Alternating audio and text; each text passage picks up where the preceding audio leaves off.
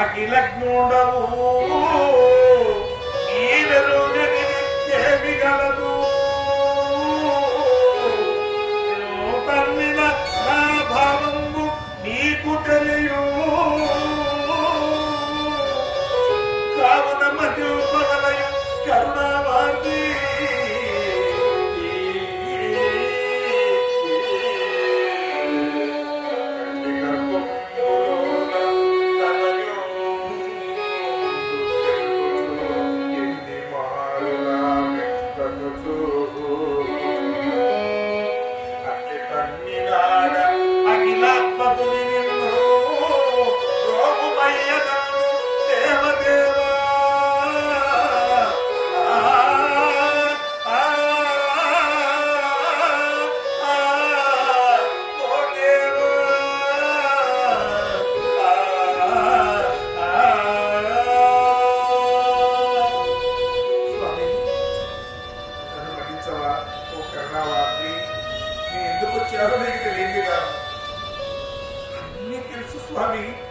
ఎందుకు నా పాదంతో మిమ్మల్ని తన్నాడు ఆవేశంతో అది మీకు తెలుసు.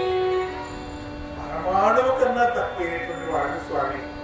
7-14 లోకాలని మొదలు ఉంచుకున్న నారాయణ కదులు తిరగక అహంకారంతో మిమ్మల్ని పాదంతో తన్నాడు. మరణించవాలి స్వామి. దాన్ని ఏ విధంగా మరణించాలంటే తల్లి పాలు తాగుతూ బిడ్డ తల్లిని తన కాళ్ళతో తల్లితే ఆ తల్లికి బాధ కలిగినప్పుడు ఒరే నా పాలు తాగి నన్నే కొడతావురా కాలితో అని ఆ తల్లి బిడ్డను కొడుతుందా, ముద్దు విసిగిస్తుందా? ఎంత శక్తి వచ్చింది నా బిడ్డకు, ఎంత గట్టిగా తన్నాడు. ఏమండి వీడికి ఎంత శక్తి వచ్చిందో తెలుసా అని ఆ తల్లికి బాధ కలిగినా తన భక్తుతో చెప్పి సంతోషపడుతుంది. అది కదా తల్లి ప్రేమ.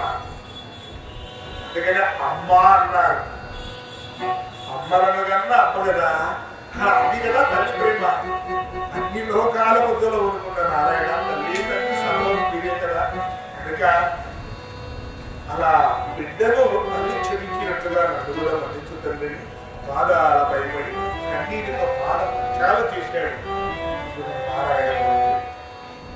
వెంటనే కరుణార్థ హృదయుడు నారాయణమూర్తి అనుగ్రహించి ఆయన గురు పాదంతో తల్లి తప్పు చేశావురా, చేసిన తప్పును ఒప్పుకున్నావు, నువ్వు పశ్చాత్తాపడ్డావు, పశ్చాత్తాపానికి ప్రాయశ్చిత్తం లేదు, లే ఈ తప్పు క్షమించబడింది. అచర కాలంలోని వెంకటేశ్వరుగా వెంకటాచలపై అవతరించి కలిగలో ఉన్న మానవులను కాపాడుతారు బయలుదేరమన్నాడు. మహావాక్యము స్వామి అందుకనే వచ్చారని స్వామివారిగా సెలవు తీసుకుని చిన్నగా భూలోకానికి వెళ్ళి ఆ గంగా నది తీరులో ఎక్కి చేస్తున్నటువంటి నారదాల మునీశ్వరులకు భక్తులు చేసినటువంటి తప్పులను సైతం మన్నించి రక్షించగల సర్వసమర్థుడు శ్రీమన్నారాయణమూర్తిని చెప్పగా అందరూ ఇప్పుడా శుభ సమయం వస్తుందా, ఇప్పుడు నారాయణమూర్తి ఈ భూలోకానికి వచ్చి భక్తులను కాపాడుతారని ఎదురు చూస్తూ వెళ్ళిపోయారు. ఇక్కడ నారాయణ ఈ భృగు మహర్షి వెళ్ళిపోయినా ఈ వైకుంఠంలో పరీక్షా ప్రభావం పోలేదు. లక్ష్మీదేవి నేరుగా స్వామి వారి దగ్గరకు వచ్చింది. ఏమండి నేను చేసిన పని అన్నది నారాయణమూర్తిని చూసి. నారాయణమూర్తి అన్నాడు, లక్ష్మి నేనేం చేశాను లక్ష్మి అన్నాడు. చేసినంత చేసి నేనేం చేశానా అంటున్నారండి. ఎవరో మునీశ్వరుడు వచ్చి నేను నివసిస్తున్నటువంటి వక్షస్థలంపై తల్లి వెళ్ళిపోతే అలాంటి వారిని శిక్షించకపోగా పైగా పాదసేవ చేసి అభయమిష్టి అనుగ్రహించి పంపిస్తారా? వద్దండి, ఈ అవమానాన్ని తట్టుకోలేరు. రేపు మా మహిళా మండలి మీటింగ్ లో సావిత్రి, గాయత్రి, సరస్వతి వీరందరూ అమ్మ మేము ఆయన ఎవరో తల్లిపోయారని కదా, పైగా నివసిస్తున్నటువంటి వక్షస్థలంపై తన్నారు కదా అంటే మీ వారికి ఏ సమాధానం చెప్తారు? కనుక ఇక్కడే ఉంటే ప్రతిక్షణం నాకు ఆ దృష్టినే కనబడుతుంది. కనుక ఎక్కడికైనా వెళ్ళి ఈ పాదపద్మాలను తలుచుకుంటూ మనుష్యాధికారులు అమలు చేసుకుంటారు. నాయన గరుడాల వారు గరుడవాహనం ఏం చేసింది? అమ్మవారి గరుడవాహనం మీద ఆశీర్వాదాలైంది. లక్ష్మి ఆగు లక్ష్మి అని స్వామి వారు పిలుస్తూ ఉంటే కూడా మీ మాటలు కాదని వెళుతున్నందుకు నటించండి స్వామి, ఈ పాదపద్మాలను తలుచుకుంటూ తప్పు చేసుకుంటారని గరుడవాహనం మీద ఆశీర్వాదాలై కిందగా భూలోకానికి చేరుకుని కొల్హాపురానికి వెళ్ళి మహారాష్ట్రలో కొల్హాపురంలో అమ్మవారు అక్కడ భక్తులు చక్కని ఆలయం కట్టిస్తే ఆలయంలో కూర్చొని భక్తులను కాపాడుతోంది లక్ష్మీ అమ్మవారు. అమ్మవారు శుక్రవారం రోజు భూలోకానికి చేరుకున్నది. కనుకనే ప్రతి శుక్రవారం మన తెలుగు ఆడపడుచులందరూ కూడా, మన భారత స్త్రీలందరూ కూడా, భారత నారీమణులందరూ కూడా ప్రతి శుక్రవారం తలంటూ స్నానం ఆచరించుకొని చక్కగా ఇంటి గుమ్మం ముందు అలికి ముగ్గులు పెట్టుకుని లక్ష్మీ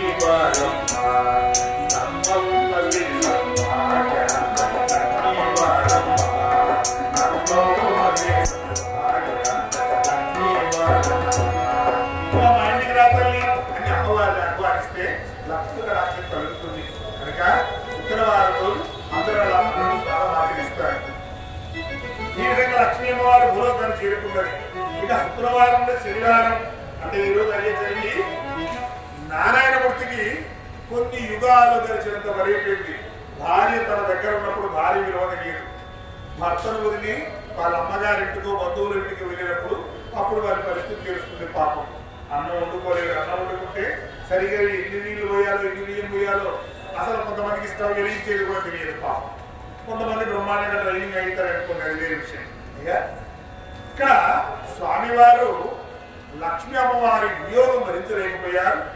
లాభం లేదని వైకుంఠం నుండి కిందగా స్వామివారు భూలోకానికి చేరుకొని యమునా సైన్య భూములు, గంగా తీరం, దండకారణ్యాలు మొదలైనటువంటి హిమాలయాల మొత్తం విప్పుతూ పంపా నది సమీపానికి చేరుకున్నారు. ఇక్కడ పంపా నది సరస్సులో శబరిమలలో ఆ నదిలో అయ్యప్ప స్వామి భక్తులు అందరూ కూడా నల్లని దుస్తులు ధరించి ఆ ఊరుతూ తేలుతూ అయ్యప్ప స్వామి ప్రార్థన చేస్తుంటే ఇక్కడ మనం ఉండేటువంటి స్థలం ఇది కాదని అక్కడ నుండి పరమపావనమైనటువంటి ఈ యొక్క వెంకటాచలం పైన అలా పాదం మోపాడు స్వామివారు. ఒక్కసారి ముక్కోటి దేవతలు స్వామివారి పైన పుష్పవృషాన్ని గ్రహించారు. హరి ఓం న్యాయే శ్రీ వెంకటేశము కలిబలహరణము కాంచనారాజితం జయం శేషాద్రో సన్నివిష్ణు చిరమభీరమాయ భూమి వైకుంఠరాజు సుబ్రహ్మణ్యం సురేశం సకలమణిగణ సేవితం భద్రమూర్తం భక్తావిష్టం పురాయణం ప్రతితం యశసం విష్ణు భక్త్యావతారం. ఓం నమో వెంకటేశాయ పురుషాయ మహత్మనే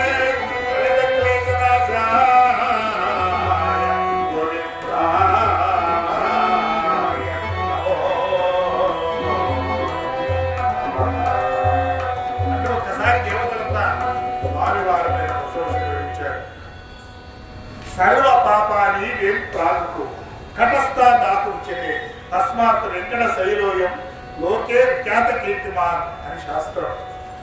వేమంటే సమస్త పాపాలు బయటికి వస్తాయి, కటహ అంటే వచ్చినటువంటి పాపాలు ధరించుకొని పోతాయి. కానీ దీనికి వెంకటాచలం అనేటువంటి పేరు మన యొక్క తిరుమల కొండకు. ఈ వెంకటాచలము ఎక్కడి నుండి ఎంతవరకు ఉన్నదయ్యా? యోజనత్రయ విస్తీర్ణ 30 యోజనమాయిత వదనం వెంకటగిరికి నృసింహాదృశ్య మధ్యమ శ్రీశైల ఉచ్చభాగస్థ సర్వక్షేత్ర వయోగిరి అన్నారు. అంటే ఇది 3 యోజనాల వెడల్పు 30 యోజనాల పొడవు కలిగినటువంటిది వెంకటాచలం. ఒక భాగము వెంకటాచలం అయితే అహోబల నృసింహస్వామి వారు నివసిస్తున్నటువంటి ఆ పర్వతము నడుము భాగం అయితే శ్రీశైల మల్లికార్జున స్వామి వారు నివసిస్తున్నటువంటి పర్వతము అది ఉచ్చ భాగం, భోగ భాగం. అంటే శ్రీశైలం నుండి వెంకటాచలం వరకు ఆ ఆదిశేషుడు అలా సేవించి ఉన్నాడా అన్నట్టుగా ఆ రూపంతో మనకు దర్శనమిస్తుంది ఆ వెంకటాచల పర్వతం. అందుకనే తాళ్లపల్లి అన్నమాచార్యుల వారు తిరుపతి చేరుకున్నప్పుడు ఒక్కసారి ఆ తిరుమల గిరులను చూసి అదివో అల్లదివో శ్రీ హరివాసము 10,000 శేషుల పడగలమయమని చక్కగా ఆయన గ్రహం చేశాడు ఆ మహానుభావుడు పరకవిత పితామహుడు తాళ్లపాటి అన్నమాచార్యుల వారు. కనుక అలా వెంకటాచలం పైన ఈ స్వామివారు అక్కడికి వెళ్ళి ఓ చింత చెట్టు కింద పుట్ట ఉంటే ఆ పుట్టలో కూర్చొని చక్కగా తపస్సులో ఉండిపోయాడు నారాయణమూర్తి. కొంతకాలం అలా తపస్సు చేస్తున్నాడు పుట్టలో. ఇక్కడ లక్ష్మీ అమ్మవారు భూలోకానికి వచ్చి చాలా కాలం అయింది, నా భర్త ఏమైపోయాడు, ఎక్కడున్నాడు, ఆయన స్థితి ఎలా ఉన్నది ఇప్పుడు అని ఒక్కసారి లక్ష్మీ అమ్మవారు అలా చూస్తే పుట్టలో కూర్చొని తపస్సులో ఉన్నాడు నారాయణమూర్తి. ఆకలి దప్పికలతో ఉన్నాడేమో, ఆ తల్లి తల్లడిల్లిపోయి వైకుంఠంలో ఆదిశేషుడైన వచ్చింది స్వామివారికి ఇన్ని తిప్పలు. దీనికి అంతటి కారణం నేనే కదా, నేను లేని కారణం చెప్పి కదా నా భర్త ఇక్కడికి వచ్చాడని ఈ విధంగా బాధపడుతుంది ఆ లక్ష్మీ అమ్మవారు.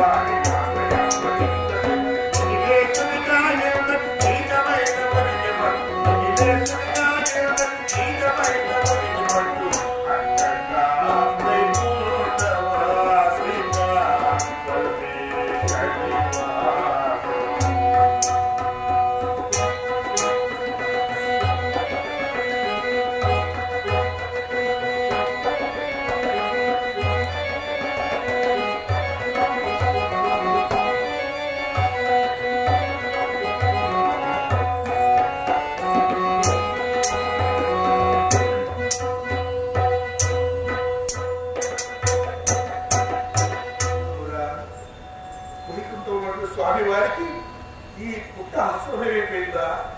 అఖిల అందరికి ఆశ్రయాన్నిచ్చేటువంటి స్వామివారికి పుట్ట ఈ నేలపైన కటిక నేలపైన నిలుస్తవలసి వచ్చిందా? అఖిలాశ్రయుడైన వానికి ఆశ్రయమా చింత చెట్టు, నిఖిలేశునిగా ఇంతని నీచమైన ఒడికి పట్టు అని ఆ తల్లి ఇంకా రావలేదు. ఎలాగైనా నా భర్తకు ఆకలి తప్పితో తీర్చాలని బ్రహ్మ విష్ణువు తన దగ్గర విడిపించుకున్నది తల్లి. తను గోపకాంత వేషం ధరించి బ్రహ్మను ఆవుగా చేసి పరమేశ్వరుడు దూడగా చేసి ఆవును దూడను తీసుకుని తిన్నగా ఈ స్వామివారు నివసిస్తున్నటువంటి ఆ ప్రదేశం దగ్గరికి చేరుకుని అక్కడ ఏలుబడిలో ఉన్నటువంటి చూడగాల దగ్గరికి ఆ చూడదేశానికి చేరుకున్నది. అక్కడ చేరుకొని గోమాణిక్యము కొండురా గోమాణిక్యము కొండురా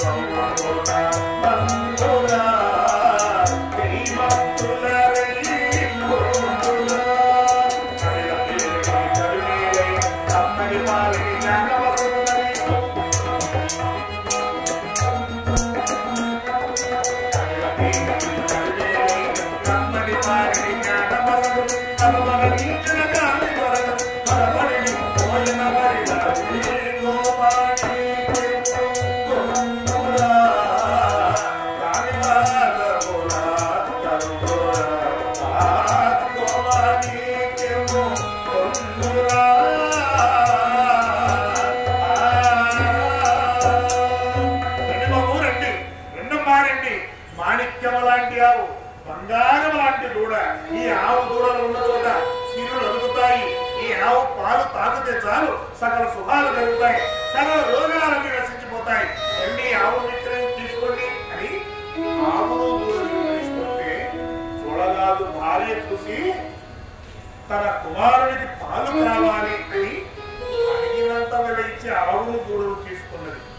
చూసుకోగానే ఒక కాంత వేషంలో ఉన్న లక్ష్మీమ్మవారు ఇది అన్ని గోవుల లాంటిది కాదు. ఈ గోవు చాలా పవిత్రమైనటువంటిది. ఈ గోవు ఉన్న చోట సకల శుభాలు ఖచ్చితంగా మీ ఇంట్లో ఎప్పుడు శుభాలే కలుగుతాయి. అశుభాలంటే ఇక్కడ కష్టాలు ఇక్కడ దగ్గరికి రావు. కనుక ఈ గోవును ప్రాణంతో సమానంగా చూసుకోవాలని చెప్పి అలాగే తల్లి అలాగే చూసుకుంటామని చెప్పి చూడరాదు భార్య. అక్కడ నుండి ఒక కాంత వేషంలో ఉన్నటువంటి లక్ష్మీ అమ్మవారు వెళ్ళిపోయింది. ఈ చూడరాజు భార్య ఎవరెక్కడ నగని యాదవుడు వచ్చాడు. ఈ గోవును నీ ప్రాణంతో సమానంగా చూడాలి.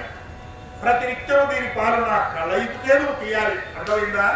అలాగే దొరసాని అలాగే చేస్తారని 1, 2, 3 రోజులు 4 రోజులు కడవల కొద్ది పాల వర్షం కురిపించిందండి. బ్రహ్మాండమైన పాలు ఇచ్చేసరికి పక్కింటికి ఎదురింటికి ఆ వీధిలో ఉన్నటువంటి వాళ్ళందరికీ కూడా పాలను పంచిపెట్టారు. వారి ఇంట్లో పాలు ఎక్కువైపోయింది. కమ్మని పాలు త్రాగి ఆనందపడుతున్నారు. ఆహా, ఎంత చక్కని గోవులు తీసుకున్నాం, పొట్టుకొని కానీ అద్భుతమైనటువంటి గోవు కదా, దీని పాలు ఎంత మధురంగా ఉన్నాయి, అమృతంగా ఉన్నాయే అని అందరూ ఆనందపడుతున్నారు. ఉన్నట్టుండి 5వ రోజు పాలు ఇవ్వడం మానేసింది. పొదుగులో ఒక్క చుక్క కూడా పాలు లేదు. ఏమైపోయాయి దీని పాలు? అయ్యో, దృష్టి దోషం ఏమైనా తగిలిందేమని దిష్టి తీశారు. అయినా ప్రయోజనం లేదు. వైద్యుల దగ్గరికి తీసుకుని వెళ్ళారు, అయినా ప్రయోజనం లేదు. ఇప్పుడు ఏం చేయాలి? అసలు దీని పాలు ఏమైపోయాయి అని అనుమానం వచ్చింది. ఓహో, ఈ యాదవుడు ఇన్ని పాలు ఇస్తున్నారు కదా అని చూసి ఓరవలేక దీని పాలు బాగా వేయకుండా తీసుకొని అమ్ముకుంటున్నాడేమో అని వెంటనే ఆ దొరసారి కోపం వచ్చి, ఆయా కపిల పాలు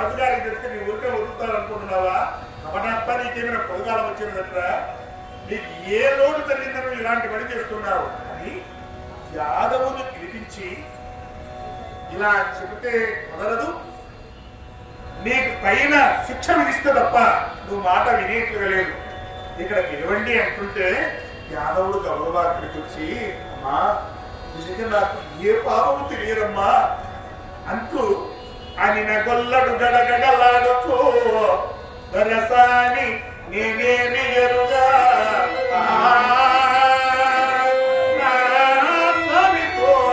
మాయ గోవు ఇది ఎప్పుడో ఏ మాయకుడు ఇచ్చుచున్నది బాను నా ఎరుక లేక మాయ దొంగను నేనేట పట్టుకుంటూ కరుణూతుడు వీని రక్తము నాకు ప్రాణాలు పోయినను గాని వాడు దేవుడైన విడువా నందోమమ్మా.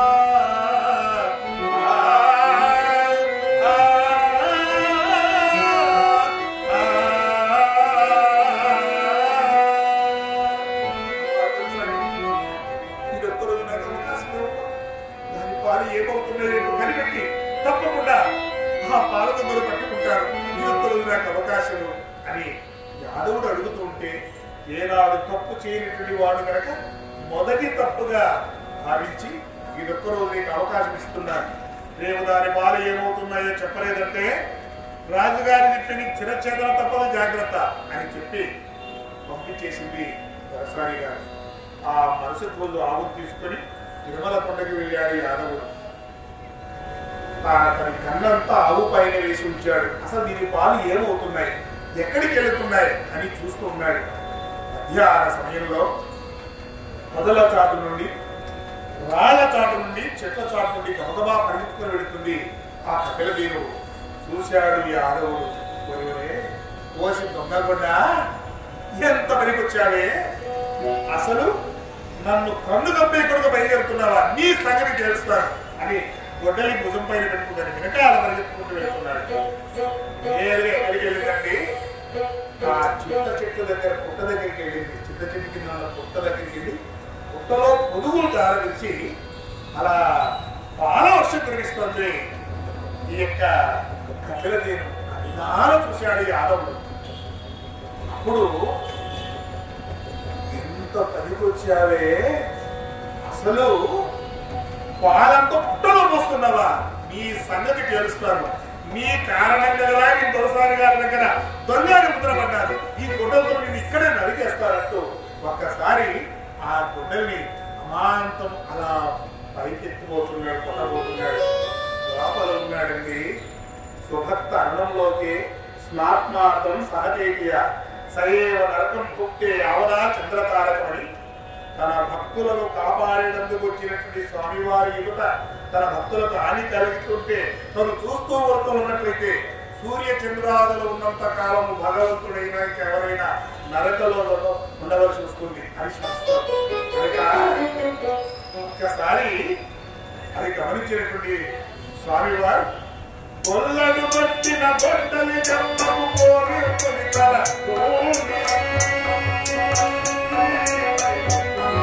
యాదవుడలా గుడ్డలతో ఉండబోతుంటే స్వామివారి గుడ్డలని ఒక్కసారి ఆ పైకి లేచాడు. ఆ గోవులు పక్కకు కొల్లడు పట్టిన బట్టలి జన్మము కోరి కల్లో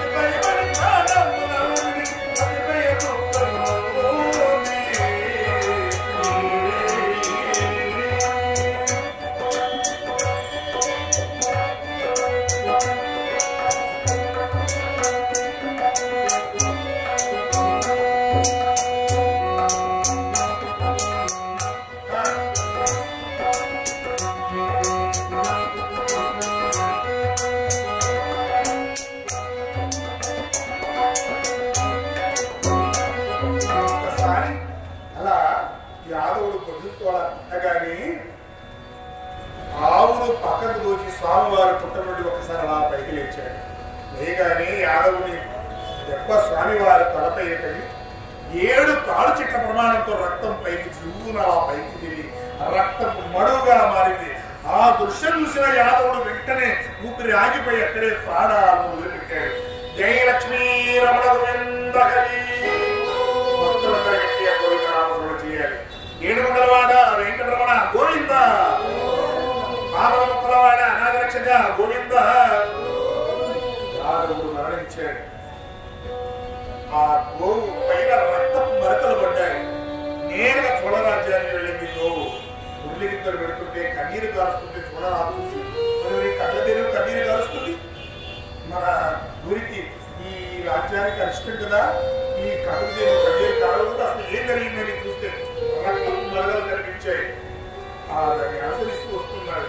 ఆ గోవు నేరుగా ఈ పుట్ట దగ్గరికి తీసుకుని వచ్చేసింది. ఈ కళ్ళదేరు చోళరాజు వచ్చి చూశాడు. ఆ పుట్ట దగ్గర రక్తపు మడుగు, ఆ రక్తపు మడుగులో గొడ్డలి పడి ఉన్నది. పక్కనే యాదవుడు మరణించి ఉన్నాడు. ఏమిటిది, వీడు నా ఆస్థానంలో పనిచేసేటువంటి నా యాదవుడు కదా అంటుండగా స్వామివారు పుట్ట నుండి మరొకసారిలా పైకి లేచి ఓరి దుష్టుడా వర్ణికమ్ముల తపమున్నటి మమ్మిత్రుల క్రూరత్వముల క్షీరమకృతులకై కొట్టిందువా కారుణ్యమ్మని మాటయే ఎరుగవా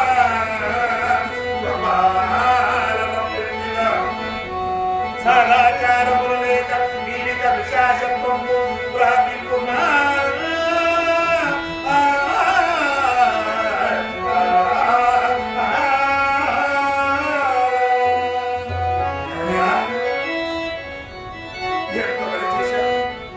అసలు స్వస్థలాన్ని వదిలి అడుగులో గుట్టలో కూర్చొని కవ చేసుకుంటుంటే కేవలం పాల కోసం నీ సేవకులతో గొట్టంతో కొట్టిస్తావా?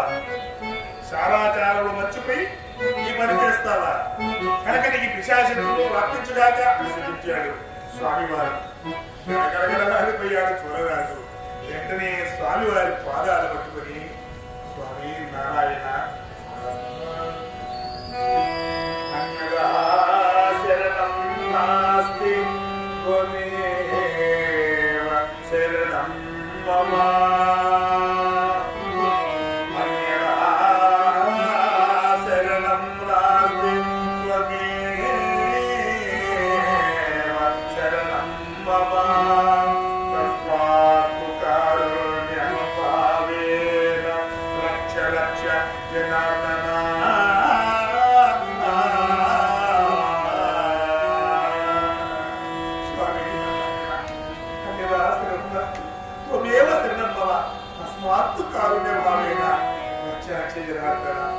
తప్పుబాటు చేస్తే శిక్ష ప్రారంభిస్తావా నారాయణ అని పాదాలపై పడి కన్నీటితో పాదపక్షాలు చేశాడు చూడరాజు. స్వామివారు చూడరాజా ఒక్క మాట చెప్తున్నాడు. ఇంట్లో బిడ్డలు తప్పు చేస్తే తల్లిదండ్రుల తప్పయ్యా, శిశువులు తప్పు చేస్తే గురువుది తప్పు, రాజ్యంలో ప్రజలు తప్పు చేశారంటే పరిపాలనా విధానం సరిగ్గా లేదని లెక్క. కనుక రాజుగారికి తప్పు, ఆ తప్పును అనుభవించక తప్పదు.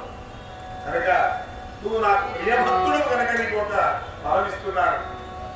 నేను త్వరలోనే ఆకాశరాజు ధరణిదేవి కుమార్తె పద్మావతిని వివాహం చేసుకుంటాడు.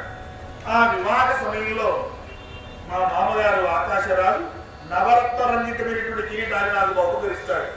ఆ కిరీటం ప్రతి శుక్రవారము అభిషేకానంతరం నా మస్తకంలో దాలుస్తానయ్యా.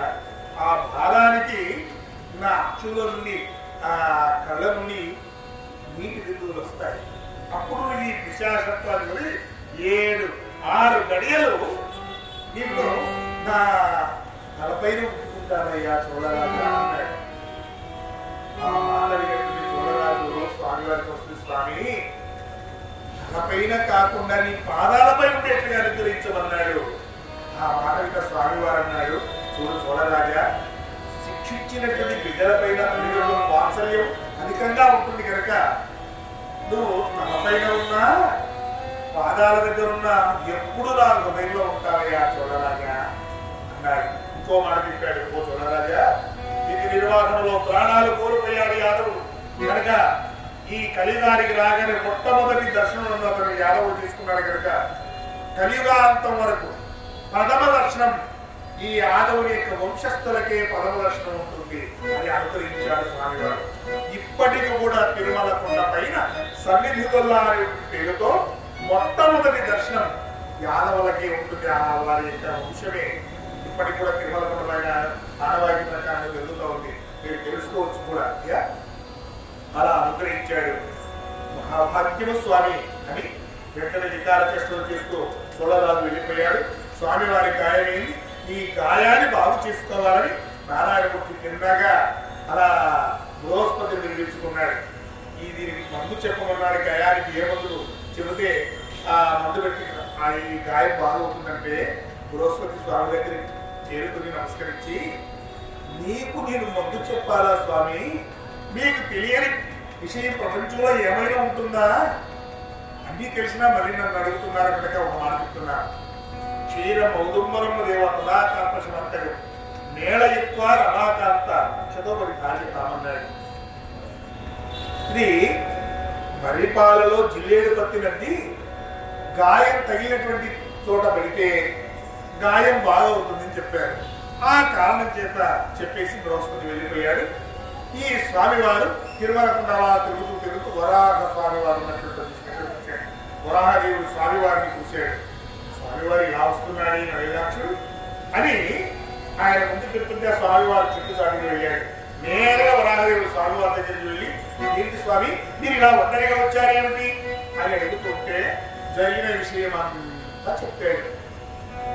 ఎప్పుడైతే చెప్పాడో అన్ని వివరాలు తెలుసుకున్న తర్వాత అన్ని చెప్పి, ఓ వరాహదేవా నేను కొంతకాలం ఇక్కడే ఉండాలి కనుక నాకు 100 అడుగుల స్థలం కావాలయ్యా అన్నాడు. వరాహదేవుడు స్వామివారు చూసి ఒక నవ్వు నవ్వాడు. స్వామి నీకు నేను 100 అడుగుల స్థలం ఇవ్వాలా? ఒకవేళ స్థలం నీకు ఇస్తే నాకు అవకాశం ఉంటుందంటారా? ఇక్కడ నాకు ఏదైనా ప్రత్యుపకారం చేస్తారంటే ఇస్తాను స్వామి అంటే ఆయన అన్నాడు, ఇప్పుడు నీకు నేను ఏమి ఇవ్వను? డబ్బు ఇద్దామంటే లక్ష్మీదేవి నా దగ్గర లేదు, ఆవిడ వెళ్ళిపోయింది ఎక్కడ రావాలని. నేను ఏమి ఇవ్వను. అడిగావు కనుక ఒక వరం ఇస్తున్నాను. ఏమిటంటే సంగీన ఎట్టి నేలలో నీటి ఆలయంబు నిర్మించునటులా ఈ తీర్థమందు మహిళ పిమ్మటనే దర్శనము నడచునటులా నాకన్నా ముందుగా మీకు పంచామృత స్నానాది పూజలు సలుపునటులా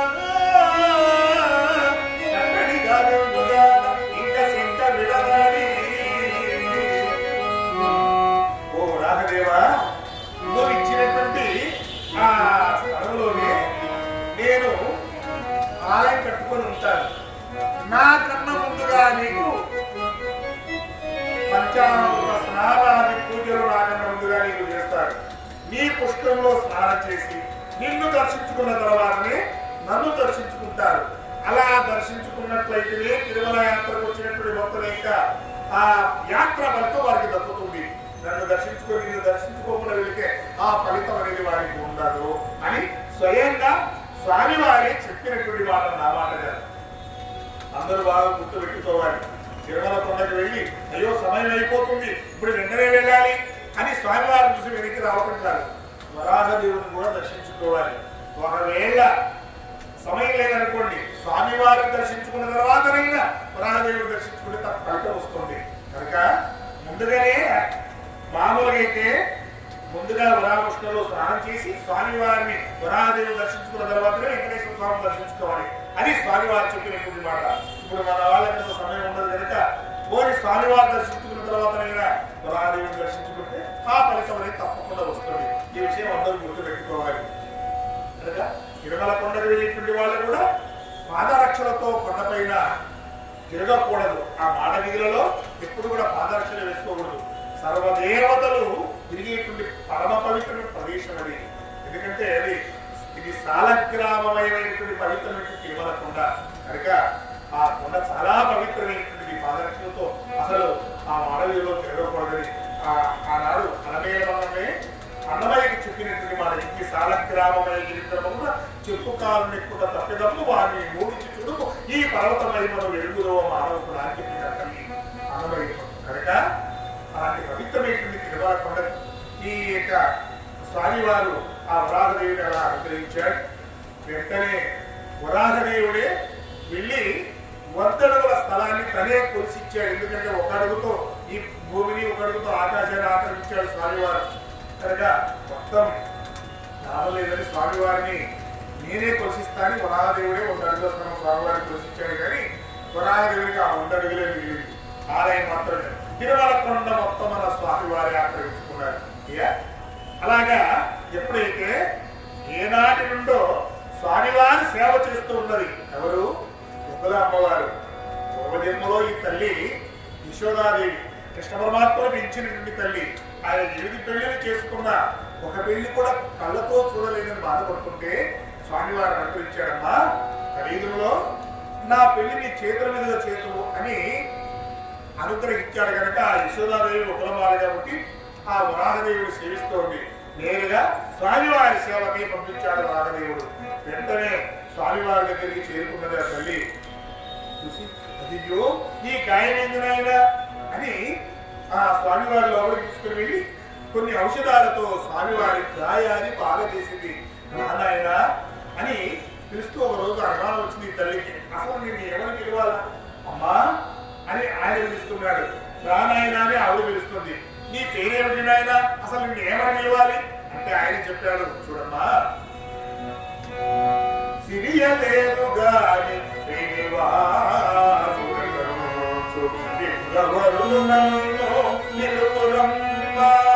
వెంకటాచలములకు ఇచ్చేసిగా వెంకటేశుడనియు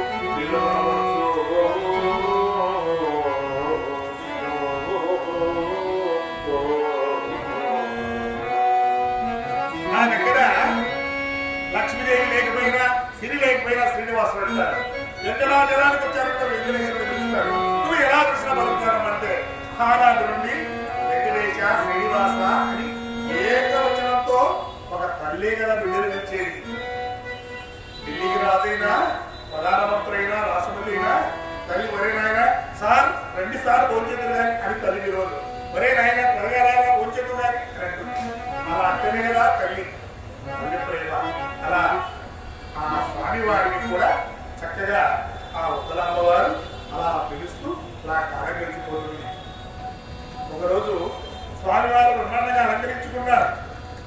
క్షత్రియులు వేటాడడం వారి యొక్క అనగక వేటకై వెళ్ళాలని చక్కగా అలంకరించుకొని వాయుదేవుడు గుర్రంగా వస్తే స్వామివారు ఆ గుర్రం పైన కూర్చొని చిన్నగా వేటకని బయలుదేరుతున్నాడు. ఆయన బ్రహ్మాండంగా అలంకరించుకొని గుర్రం పైన బయలుదేరి ఆ వెళుతుంది. ఒక మదించినటువంటి ఏనుగు స్వామివారికి ఎదురుపడింది. దాన్ని తరుముతూ తిరుమల కొండ నుండి నేరుగా నారాయణవనానికి చేరింది ఆ ఏనుగు. ఆ నారాయణవన వీధులలో అక్కడ ఉద్యానవనంలో ఆకాశరాజు ధరణీదేవి కుమార్తె పద్మావతి చెలికత్తెలతో విహరిస్తూ ఉంది. ఈవిడ ముందు జన్మలో త్రేతాయుగంలో రావణాసురుని దగ్గర 1 సంవత్సరం పాటు ఈ బాధలను కష్టాలను అనుభవించినటువంటి తల్లి ఏదవతి. ఆనాడు ఏకపత్నీవతుడు ఆ తల్లి వివాహం చేసుకోకూడదు కనుక వచ్చే జన్మలో కలియుగంలో నువ్వు పద్మావతి గొప్ప వివాహం చేసుకుంటాను మాట ఇచ్చాడు స్వామివారు. ఆ కారణం చేత ఆ వేదవతే ఈనాడు పద్మావతిగా ఈ ఆకాశరాజు నాగులతో అలా ఆ పొలం యజ్ఞం చేసేందుకు పొలాలు దొరుకుతుండగా ఒక పెట్టెలో పద్మాకారంగా ఉన్నటువంటి పెట్టెలో ఆ అమ్మాయి దొరికితే తీసుకుని వెళ్ళి పద్మాకారంలో ఉన్నటువంటి దాంట్లో నాకు పుట్టింది కనుక ఇందులోనే నాకు దొరికింది కనుక అని పద్మావతి నామకరణం చేసి పెంచి పెద్ద చేశారు. ఆ పద్మావతి ఉద్యానవనంలో విహరిస్తోంది. నేరుగా ఈ ఏనుగు అక్కడికి తీసుకుని వెళ్ళింది స్వామివారి. అక్కడ దాంట్లో ఉదరాడుతున్నారు అందరూ. అలాంటి తరుణంలో స్వామివారు అక్కడికి వెళ్ళగానే అందరూ ఆశ్చర్యంగా తెల్లటి గుర్రం పైన నల్లటి శరీరంతో స్వామివారు అక్కడికి వెళ్ళేసరికి అయ్యో బాబోయ్ అంటూ ఒక్కసారి నిలిపి తీయలాగా మరొక్కరు వెళ్ళేసరికి ఎక్కడ వాళ్ళు అక్కడ పరిగెత్తుకుని వెళ్ళి చెట్ల తోటలో దాక్కుని ఉన్నారు. ఒక్కసారి ఆ ఏరుగు కొండలకు దండం పెట్టి స్వామి ఇక నేను వెళ్ళి వస్తాను, మీకు ఎక్కడికి తీసుకురావాలో అక్కడికి తీసుకొచ్చాను, అమ్మవారు ఇక్కడే ఉన్నారు అందుకనే వచ్చాను నేను అని ఆ కొండ వ్యక్తి దండం పెట్టి ఆ ఏరు అక్కడి నుండి వెళ్ళిపోయింది. స్వామివారు చెట్టు చాటుకు అలా వెళ్ళిపోయారు. ఇక్కడ పద్మావతి విధిస్తుంది కదా, ఒకసారి తడుక్కుని వచ్చినట్టు కనిపించాడు స్వామివారు. తల్లి కనిపించలేదు. ఏమిటా ఇది, ఎవరు ఆయన? ఆ గుర్రం పైన వచ్చినట్టు ఆయన ఎవరు, ఏరుగు తరుముతూ వచ్చిన ఆయన ఎవరు అర్థం కాలేదే అంటూ జయాలియ ఇలా రండి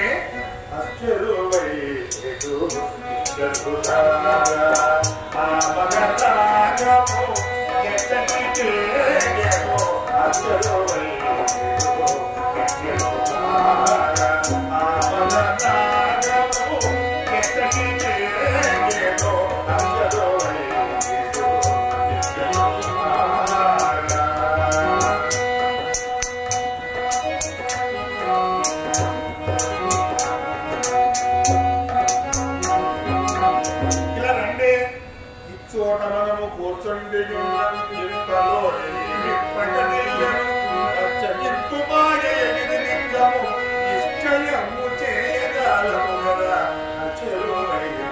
ఆశ్చర్యం ఉంది. ఎవరో ఇలా కవిత నచ్చారు ఎవరైనా అంటే స్వామి వారు చెట్టుచాటుని అలా పక్కకు వచ్చారు. ఆయన ఎప్పుడు ఎందుకు వచ్చారే, ఆయన ఎవరో ఒక్కసారి తెలుసుకున్నాండి అలానే ఈ చెలికత్తలంతా గబగబు ఆయన దగ్గరికి వెళ్ళారు. ఎవరయ్యా నీవు? ఆడవాళ్ళు విహరించే ఉద్యానానికి రాకూడదా మాత్రం తెలియదా? ఈ విషయం రాజుగారికి తెలిస్తే నిన్ను ముక్కలు ముక్కలుగా ఖండాలు చేసి కాంతులకు గద్దలు వేసేస్తారు. అర్థమైందా? కనుక మర్యాద లేకుండా వెళ్ళిపో. ఎందుకు వచ్చారు ఇక్కడికి? ఆడవాళ్ళు తిరిగేటువంటి ఈ ఉద్యానానికి రాకూడదని ఆ మాత్రం తెలియదా? వెళ్ళం త్వరగా అని వాళ్ళంటే ఆయన ఉన్నారు.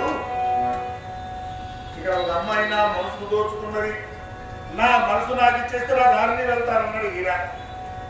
అప్పుడు వాళ్ళందరూ ఉన్నారు, వదిలే ఈయన ఎవరో మా పద్మావతి మా యజమానురాల పైన కన్నేశాడు, ఏ పోయేవాడు ఏ చుట్టువాడు వచ్చి ఇలా మాట్లాడుతున్నాడు ఏమిటి అని వాళ్ళకి అనుమానం వచ్చింది. ఇంతలోనే ఆయన ఎవరే ఇక్కడికి వచ్చారో ఆయన పర్వతాలు తెలుసుకోవాలి స్వామివారు అంటుంటే, ఆ పద్మావతి ఏమంటుంటే వెంటనే ఆ స్వామివారే చెప్తున్నాడు.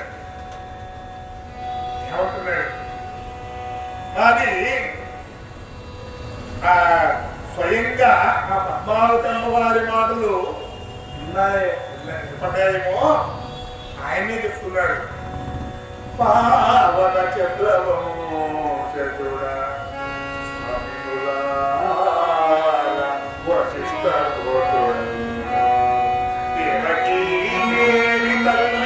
వసుదేవుడు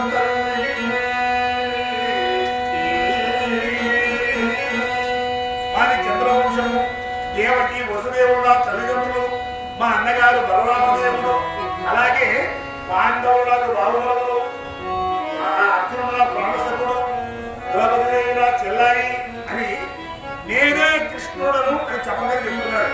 అది వశిష్ఠ గోత్రం అని ఎప్పుడైతే చెప్తున్నాడో పాపం వచ్చేసింది. నేనే కృష్ణుడని చెప్తున్నా. అమ్మవారు స్వామివారిని ప్రేమించింది కదా, ఆయన పెళ్లి చేసుకొని వస్తుంది, ఈయనెవరో పెళ్లి చేసుకుంటారని ఆయన పేరు చెప్పుకుంటున్నాడు. ఈయన తగిన శిక్ష విధించండి అని చెప్పగానే వీళ్ళందరూ గబగబగబ రాళ్ల వర్షం కురిపించారు.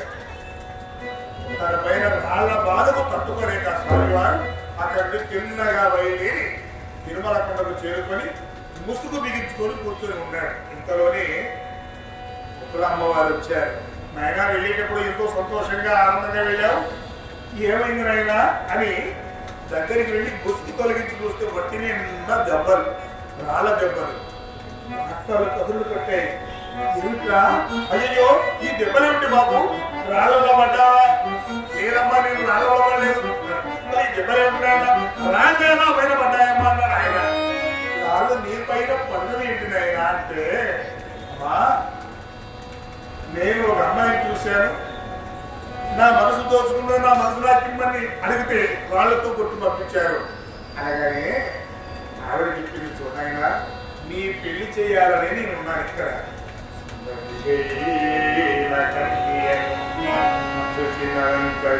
దానిపై మరో చెంది అందమైన అమ్మాయి కనిపిస్తే రా నిన్ను పెళ్లి చేసుకుంటానని ప్రేమించాలంటే కోరుకుంటారా? దానికోసం పెద్దవాళ్ళని నేను ఉన్నాను కదా, నేనే వెళ్ళి ప్రేమించానంటే నేనే స్వయంగా వెళ్ళి ఆవిడ పెళ్లి ఏర్పాటు చేసుకొని వస్తానంటే అయితే వెళ్ళిరా అమ్మా అని చెప్పాడు.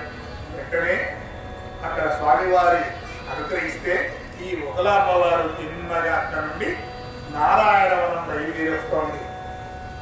తన పెళ్లి తానే సిద్ధం చేసుకోవాలని ఈ అసలు ఈవిడ మాట విట్టారా ఆకాశరాజు ధరణిదేవిని తన పెళ్లి తనే చేసుకుని ఎరుకల సన్నివేశంతో అక్కడికి వచ్చి తన పెళ్లిని తనే సిద్ధం చేసుకున్నాడు స్వామివారు. అన్ని ఏర్పాట్లని తనే చేసుకుని ఒక అవ్వ వస్తుంది, అవ్వ రాగానే మీ అబ్బాయిని ఆ స్వామివారికి ఇస్తానని మీరు చెప్పండి ఆ తల్లిదండ్రులతో ఎరుకల సన్నివేశంతో వెళ్ళి అన్ని ఏర్పాట్లు తనే చేసుకుని తిరిగి తిరుమల కొండ చేరుకున్నాడు. ఇంతలోనే ఒకల అమ్మవారు నారాయణవనం చేరుకున్నది. అగస్తేశ్వర స్వామిని దర్శించుకుని తిన్నగా అలా ఆకాశరాజు ధరణిదేవి ఉన్నటువంటి వారి మందిరానికి వెళ్ళగానే ఈ అమ్మవారి కోసం ఎదురు చూస్తున్నారు. అది రాగానే ఈ తిరుమల కొండ నుండి స్వామివారు పంపించారని వచ్చారనేసరికి వాళ్ళు ఎంతో ఆనందపడ్డారు. వెంటనే గౌరవించి పిలిచి కూర్చోబెట్టారు. మా అమ్మాయికి శని నక్షత్రం, మా పెద్దవాడికి శ్రవణ నక్షత్రం, ఉత్తర పాల్గొని నక్షత్రంలో వివాహం చేయాలనుకుంటున్నాను అని మీరు చెప్తున్న సరే సుఖవాసం గురించి అన్ని వివరాలు చెప్తాము. కానీ ఆ వివరాలన్నీ కూడా వాళ్ళతో విషయం చెప్పింది తల్లి. వాళ్ళన్నారు అదేమిటి లక్ష్మీ అమ్మవారు ఉన్నారు కదా, మరి మా అమ్మాయిని ఆయన చేసుకుంటే ఇద్దరు ఇబ్బంది పడతారేమో అని చెబుతుంటే జరిగిన విషయం అంతా చెప్పి నీవు ఎవరో కాదు, ముందు చెప్పలో వేదవతి తప్పకుండా ఎవరు వివాహం చేసుకుంటారని మాట ఇచ్చారు కనుక చేసుకోవాలి అని వారితో కూడా వివరంగా చెప్పి అక్కడ నుండి తర్వాత ఇక సరే సుఖమాసంలో లగ్నపత్రిక పంపిస్తామని చెప్పారు. ఒకరమ్మవారికి ఆలయానికి పంపించేశారు. నేరుగా ఒకరాది వెళ్ళి స్వామివారికి చెప్పిన ఆయన అన్ని ఏర్పాటు చేశారు. త్వరలో లగ్నపత్రిక వస్తుందని చెప్పగా శ్రీ శుక్రవారిని పిలిపించి చక్కగా లగ్నపత్రిక రాసుకున్నారు. అమ్మవారికి ధని నక్షత్రం, స్వామివారికి శ్రవణ నక్షత్రం, ఉత్తర పాల్గొని నక్షత్రంలో వివాహం జరుగుతుంది. చక్కగా లగ్నపత్రిక రాసుకొని అక్కడ నుండి చిన్నగా ఆ లగ్నపత్రిక తీసుకుని స్వామివారికి తీసుకుని ఇస్తే ఆయన చూసి చాలా సంతోషపడ్డాడు. ముక్కోడి దేవతలను తిరుమల కొండకు వెలిపించేశాడు. గెలిపించి ఒక్కొక్క దేవుడికి ఒక్క ఏర్పాటు చేశాడు. అగ్నిదేవుడికి వంటలు వేయాలి, వాయుదేవుడు అంతా ఆ మొత్తం ఆ వరుణులేమో అందరికీ చక్కగా నీటి ఆ సౌకర్యాలు ఏర్పాటు చేయాలి. ఇలా ఒక్కొక్కరికి ఏర్పాటు ఆయన అంతా బాగానే ఉంది కానీ చిల్లి గవ చేతిలో లేదు. మరి ఎలా చేయాలి అంటే కుబేరుడి దగ్గరికి వెళ్ళి పోనీ లక్ష్మీదేవిని పెళ్లి చేసుకుంటే డబ్బులు ఇవ్వమంటే ఆ తల్లి ఇస్తుందా?